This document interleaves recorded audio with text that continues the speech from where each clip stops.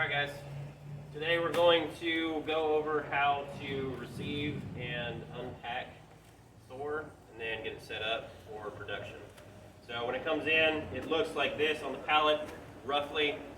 Sometimes I balance it a little bit differently, just depending on the setup of the pallet, but it comes mounted on its side. There are two straps and a post bracing it on the pallet, and the legs come standing up.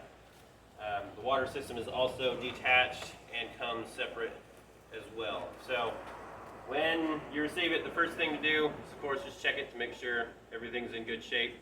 If there is any damage, then that needs to be reported. If it's terrible, then you'll need to reject it. But the general packing, these come out pretty good. So first off, we'll have to have some equipment. You'll need a knife, a screwdriver or driver or drill with a T25 bit, gloves, safety glasses, and either band cutters. If you don't have that, then just common dikes in the shop will work just fine. First step is to remove the overwrap. Now the legs are loose, so you'll want to actively be supporting them as you pull it off. This is probably a two-person job in most cases. I'm just one person, and Bill's behind the camera, so hopefully I don't break myself. But when you cut the plastic, make sure not to cut your water unit.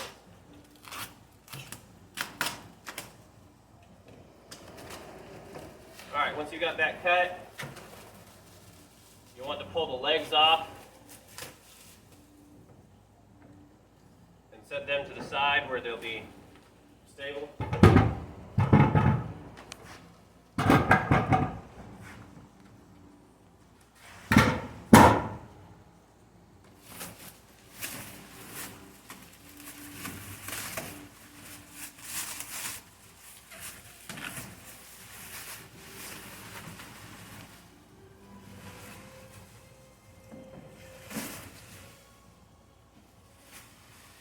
Faceplate is also detached, and it sits on the other side of the pallet. We'll set that aside as well. And the water system, we'll set it off to the side as well.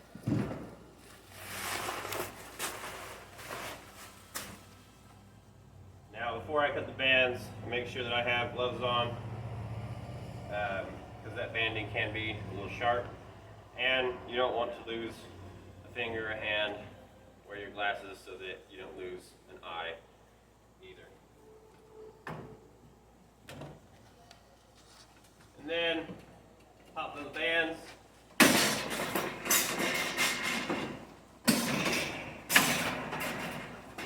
Now you'll notice I left the brace on, and that was intentional. I'm going to leave that supported while I put the first two legs back in place, and that will keep it from tipping over and getting all out of balance while I get those in place. I have a couple blocks put in just temporarily to hold the bands, keep them from hurting the machine.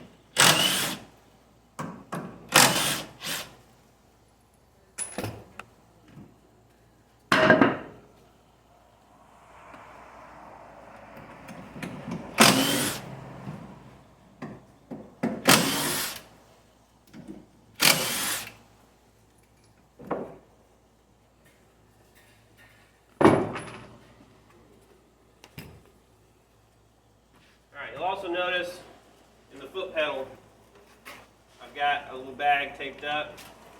That is the hardware that is used to secure the legs and the faceplate back onto the unit, as well as the other side of the quick connect for the water system.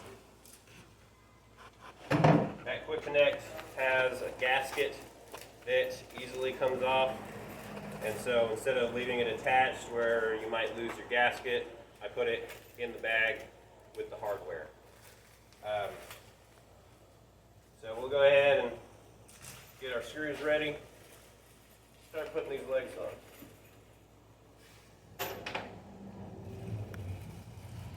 All set. That quick connect water system.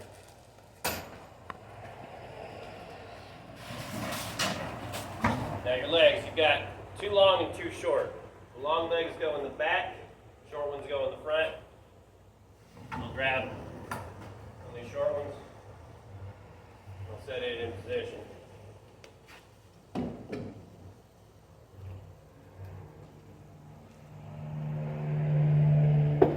Each leg has 5 screws. One goes in the top.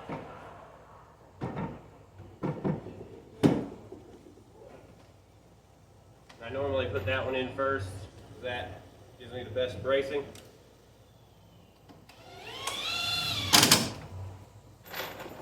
And then on each of these supports, gets a couple screws as well.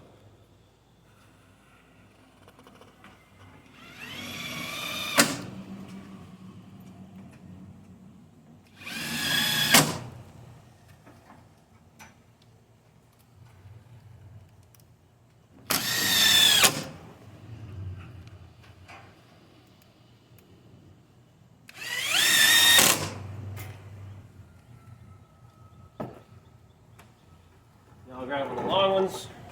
This goes in back.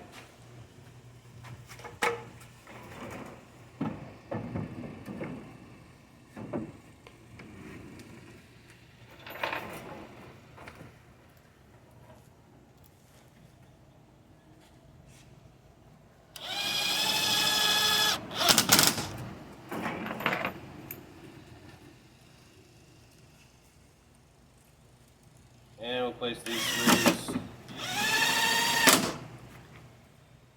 Finish this up.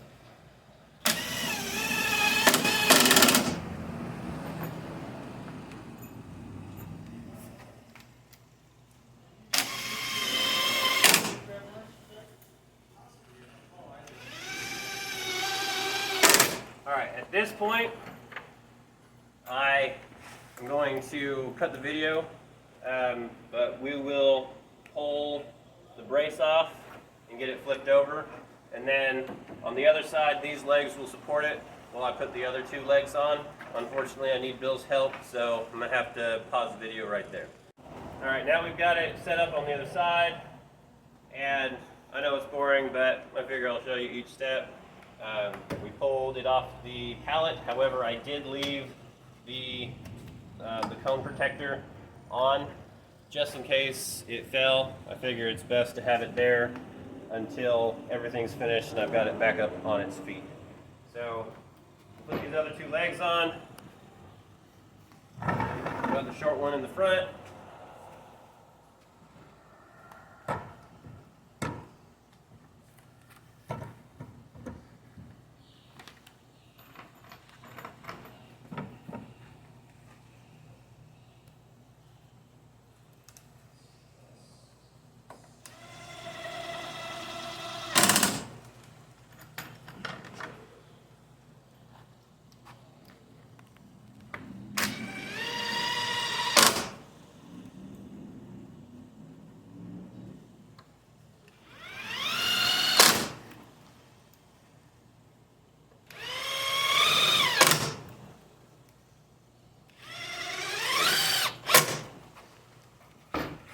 Long one in the back.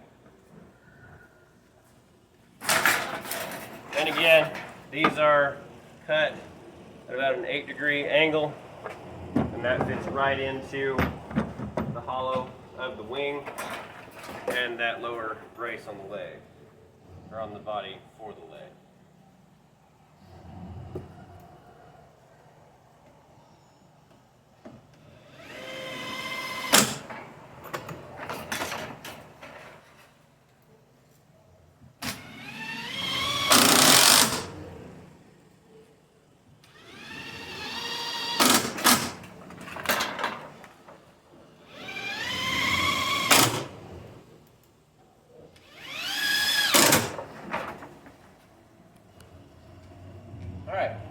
Again, I'm not going to move this thing by myself. It's a little on the heavy side.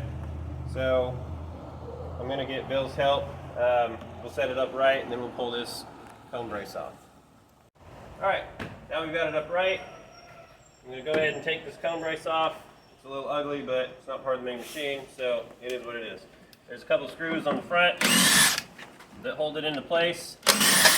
And then we've got to get down underneath the machine to get those other 2 screws on the back. They're just in the same position on the back side. So I'm going to get down here. It'll be a little hard to see. But they are right here and right over here. And then that whole piece just slips right off.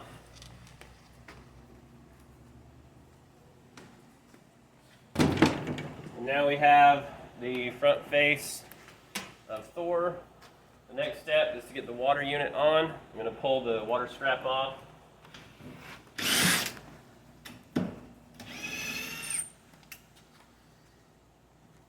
And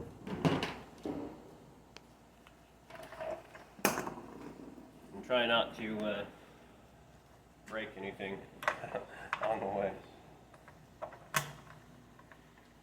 There's that, just slips on. I have that quick connect because it's easier to just put this piece on the end of your hose and then easily pop that on and off than it is to try to put the hose directly on. However, you can pull it off and just put the hose straight on. It's just a pain. Anyway, the downspout goes straight into that hole at the base, and then the top just sits right in between those 2 main posts, and that generally kind of pressure fits in place.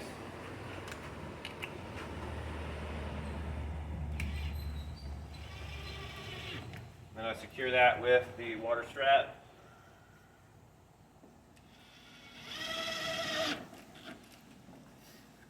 And that keeps it from falling apart. That lets me get everything put back together, but supports the water system while the main faceplate's off. So then, to plumb up the water, I have this whole series of valves, or not valves, well, yeah, valves and water lines, and they're numbered 1, 2, 3, 4.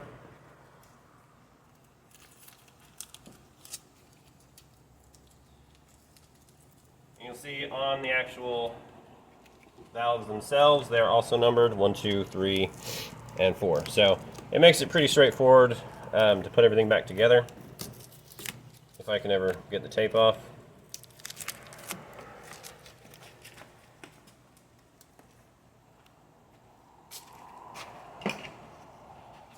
So not too surprisingly, 1 goes with 1, 2 goes with 2, 3 goes with 3, and 4 goes with 4. And it's really that simple, just putting all that together. And then, last thing to do is just put the faceplate back on.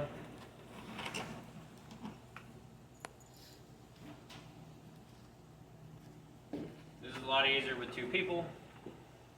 But again, Bill's filming, so you know, he leaves me hanging a lot.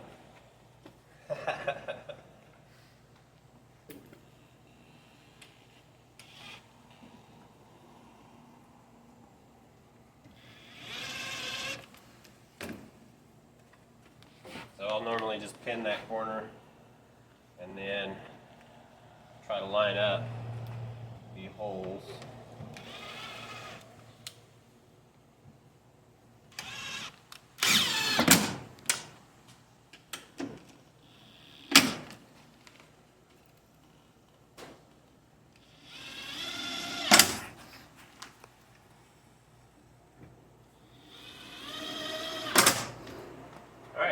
Now, he's ready to go.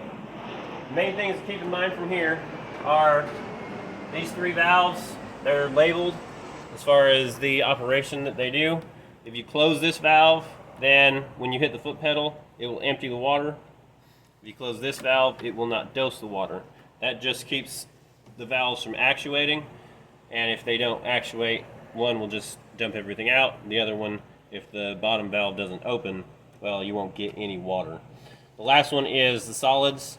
If you close that, then the hammer will not travel and it won't dose any solids. So you can control a little bit. Like if you want to just dose pellets in a bag, you can cut off the water system entirely. Or if you want to just be dosing water, well, you can cut off the solids. And then at the very end, then you can cut off the first valve and then empty out your water bucket. The other thing is the casters, they make it incredibly convenient to move it out of the way to clean up underneath. However, it is a safety thing. When you're running, you do want all 4 casters locked, just to make sure that you have a stable platform while you're running it. And I think that's pretty much it. You hook the water hose right up to here and fill up the hoppers with pellets. Soil on the left, sawdust on the right, and then you're ready to go. And that's how simple it is to get it set up from the condition in which it arrives.